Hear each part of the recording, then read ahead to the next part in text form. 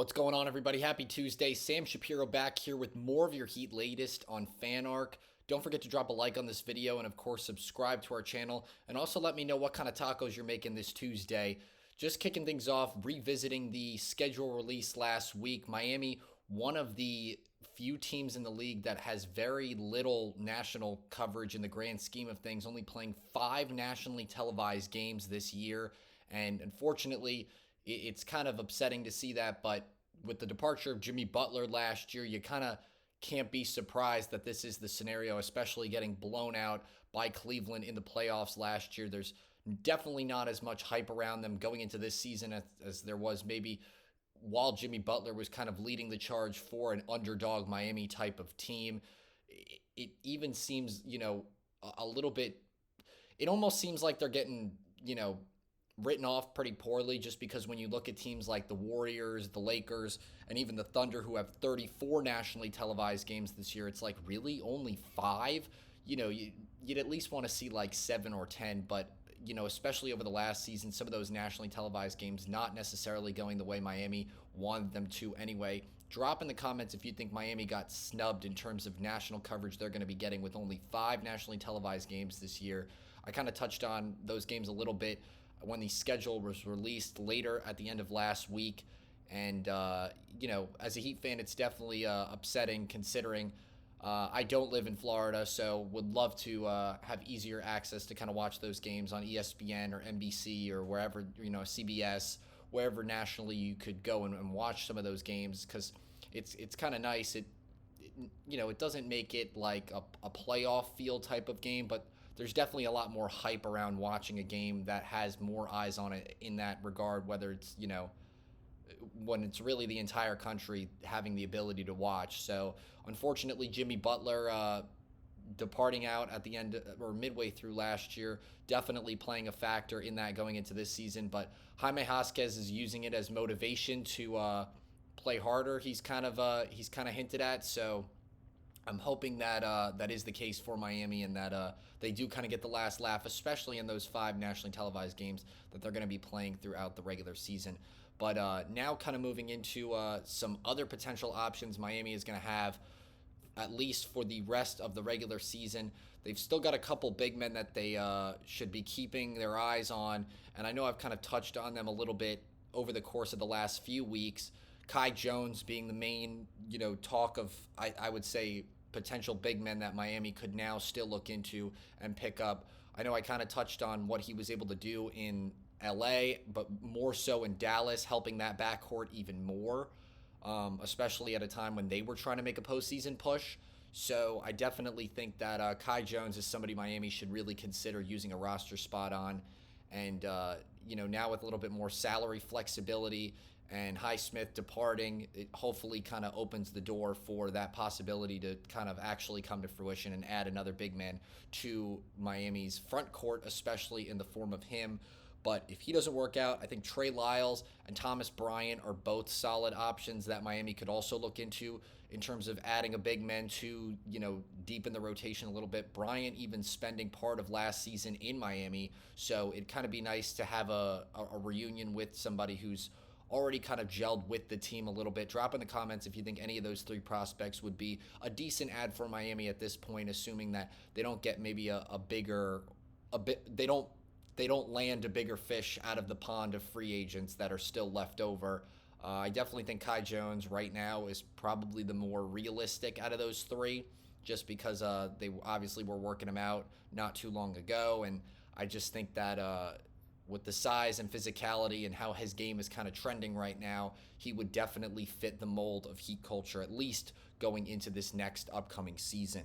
But I just drop in the comments who you think Miami would benefit from getting the most, and if it's none of those 3 guys, who would you really like to see Miami pick up heading into the 2025-26 NBA season?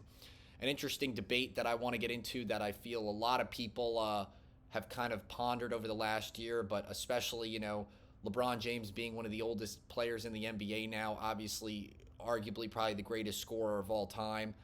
But which version of him would you say is better? The year where he led Miami to their 2nd consecutive championship, or the 2018 season where he basically put the entire Cleveland Cavaliers team on his shoulders and unfortunately led them to get swept by Curry and KD's Warriors. But I thought this was very interesting because I kind of saw this. I saw this debate circling around YouTube over the last week, and thinking about when LeBron was on the Cavs that second go around, I kind of always was like, LeBron James was really why I became a Miami Heat fan. But I always said once he jumped ship, I'm not jumping with him. So I would have liked to see maybe his best, and I personally am a little biased and would probably argue that he played the best basketball in his career on Miami just because he was part of two championship teams, the first rings he ever got, and it kind of really solidified his legacy as he didn't end up being one of those players that was never able to get a ring. He kind of made that come to fruition by taking his talents to South Beach and teaming up with D Wade and Chris Bosh and making sacrifices to make sure that team won, even if it was taking a step back in terms of his overall stat line. But during that season, he averaged 26, 8, 7, 2, and 1 on just under 60% true shooting. And, I mean, the guy was absolutely dominant, the best basketball player in the world, arguably, even sharing the court with two other superstar-level all-stars in Dwayne Wade and Chris Bosh.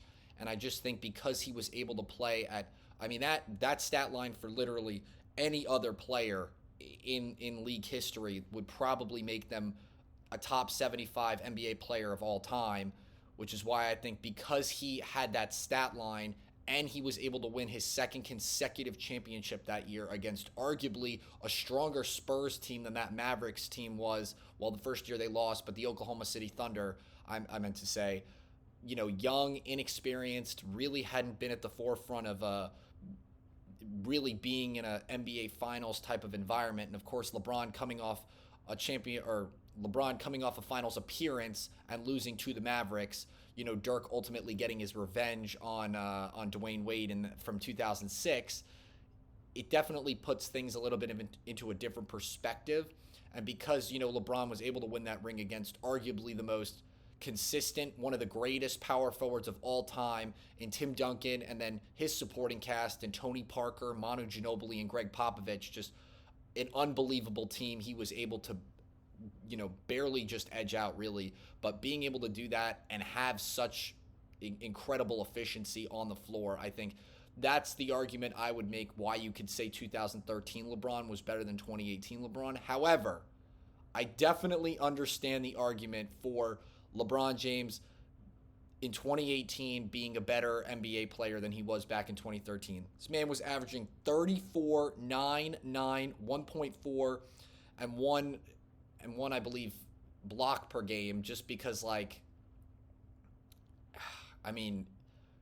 quite honestly, the supporting cast he was working with on that Cleveland team compared to the cast he had on that Miami team, you can't, it's night and day. You can't even, they're uncomparable.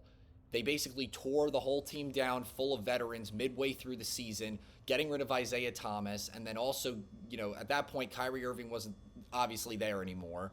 And then the whole Dwayne Wade coming to Cleveland experiment didn't work out. So he's basically working with Kyle Korver and just a lot of bench players, really. And not saying that Kyle Korver isn't a good player, but it's not Dwayne Wade. Just some of the remnants he was working with, and especially now that he didn't have Kyrie, and just in all honesty, it was kind of upsetting to watch him have to put the team on his back like that again, partly because that was why he left Cleveland to go to Miami in the first place. He wasn't really getting a lot of help in terms of the grand scheme of things. I think the most help he had on Cleveland the first go around was kind of a wash Shaquille O'Neal. And so to see him kind of have to go through that again, but having taken his game to a whole nother level in comparison to when he was there the first time, the pure dominance. He just went on an absolute tear, especially that winter.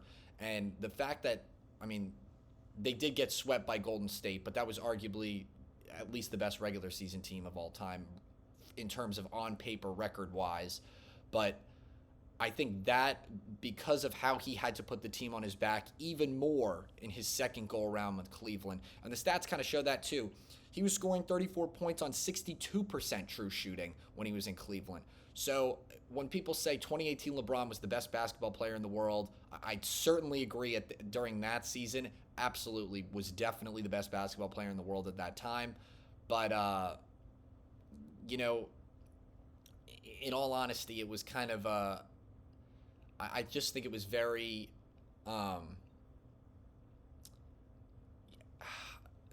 the argument's so close because I think both players are just unbelievably efficient and dominant in their own right. But LeBron literally would have to take games over single-handedly on Cleveland. So for those that argue 2018 LeBron is the better version of LeBron, I definitely see both sides of the argument. Drop in the comments what you think is better, prime Miami LeBron or prime Cleveland LeBron. That's how I would kind of label both of them. But drop in the comments which version you think is better. I'm biased, and because he won a ring that season, I would say 2013 LeBron was better just because he was part of a championship winning team. But in 2018, he was so dominant that team wouldn't even be in the conversation for, making another finals appearance or really being just a strong contending playoff team because they barely were able to kind of make their way to the finals even just with LeBron in that own regard. So drop in the comments which version of LeBron you think is better, 2013 LeBron or 2018 LeBron. Like I kind of said, I'm a little biased. I would go for Miami Heat LeBron, but I think both arguments are very fair in their own right. And moving lastly to another conversation that I've kind of seen. I haven't seen this side of the argument really, but everyone is very high and mighty on Norman Powell and how he's going to be a great success for Miami so far this season. I'm definitely on that bandwagon too. I think he's going to be a great addition to Miami. But what if he isn't? And that's one kind of devil's advocate scenario that I haven't really seen a lot of people talk about. And I find it particularly interesting because it's not like every time Miami has added a solid 20-point per game scorer, they've come into Miami and actually been, a dominant force and really has been that same player. The first example before I get into Terry Rozier is Victor Oladipo. I mean, don't get me wrong, the guy had trouble staying healthy and kind of saw his best days, at least as an Indiana Pacer, but there were high hopes for him when he came into South Beach, and there were high hopes that he was going to contribute to that backcourt and complement a lot of the players that were trying to make waves, at least for that team going forward, and he didn't really do that, unfortunately, and ultimately that kind of led to him seeing his way out of the league. And I know we have talked in recent weeks and months at this point that he could potentially make a comeback to the NBA, but I mean, he wasn't really successful during his time in Miami. And then, like I kind of just mentioned, Terry Rozier was basically a 18, 20 point per game scorer coming from Charlotte to Miami. And half the reason we added him was because we needed another clutch scorer to kind of complement at least the backcourt that could help out Jimmy Butler in the grand scheme of things.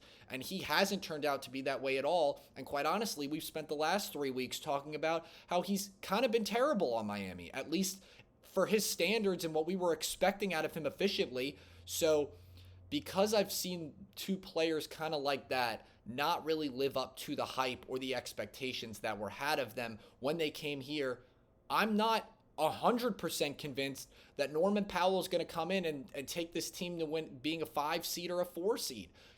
Obviously the ceiling for him is very high just because he's coming off one of the best seasons in his career with the Clippers this past year.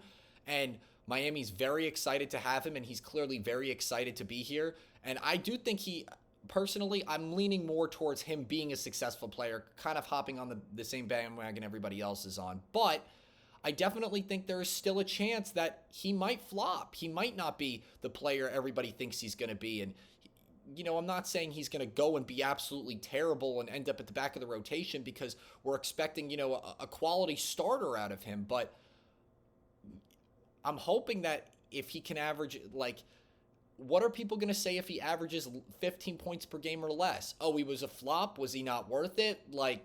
Drop in the comments what you think if this take is just absolutely ridiculous and Powell's going to come in and shoot the lights out. Because I definitely think how things are trending, they're moving more towards him being successful in Miami than, him completely flopping. But I don't think it's a 100% shoo-in that he's going to come in, be a 20-point per game scorer, and he's going to be absolutely amazing. And just, I just don't, I'm not totally convinced yet that he's going to be absolutely amazing. I'm definitely confident that he's going to play well, and he can definitely help with the scoring load in terms of taking some of the burden off of Wiggins and Harrow. But like I said, the international play he's been showing so far over the last couple of weeks has been very, very promising to see.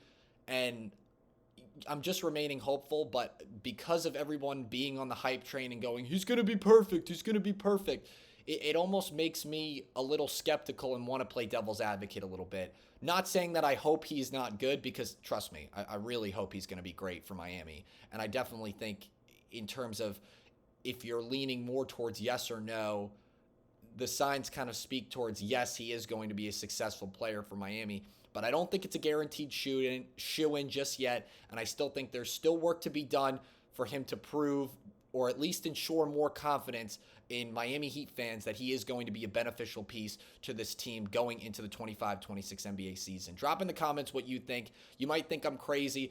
I don't think he's going to just be a complete flop. I definitely think, like I said, there are more signs pointing to him definitely being a good contributing player to this team, but I'm not ruling out that he could be a total flop just because we've seen players at the caliber that he's played at, if not slightly better, not really take their game in that form, at least in Miami. Drop in the comments what you think and how you feel and what your hopes are for Norman Powell coming into this season.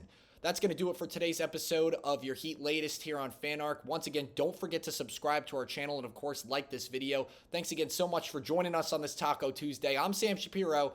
Have a great Tuesday.